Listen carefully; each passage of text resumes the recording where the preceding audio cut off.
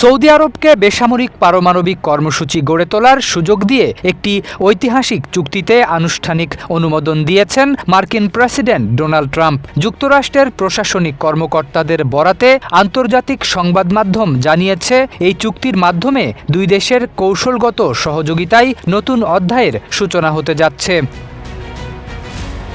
৩০ বছর মেয়াদী এই চুক্তির আওতায় ভবিষ্যতে সৌদি আরবের নিজস্ব ভূখণ্ডে ইউরেনিয়াম সমৃদ্ধকরণের সুযোগ তৈরি হতে পারে। হাজার কোটি ডলারের এই প্রকল্পের লক্ষ্য সৌদি আরবের পারমাণবিক অবকাঠামো নির্মাণে মার্কিন প্রযুক্তি প্রতিষ্ঠানগুলোকে প্রধান অংশীদার হিসেবে প্রতিষ্ঠিত করা এবং বিদেশি প্রতিযোগীদের বাইরে রাখা।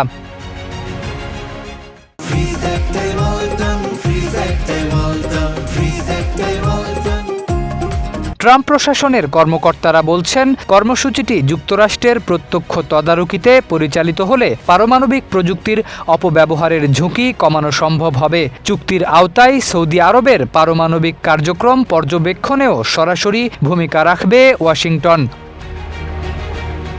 তবে মধ্যপ্রাচ্যে পারমাণবিক প্রযুক্তির বিস্তার নিয়ে যুক্তরাষ্ট্রের আইন প্রণেতাদের একাংশ ইতোমধ্যে উদ্বেগ প্রকাশ করেছেন। তাদের আশঙ্কা, এই চুক্তি ভবিষ্যতে আঞ্চলিক নিরাপত্তা পরিস্থিতিকে আরও জটিল করে তুলতে পারে। আগামী কয়েকদিনের মধ্যে চুক্তিটি পর্যালোচনার জন্য মার্কিন কংগ্রেসে পাঠানো হবে।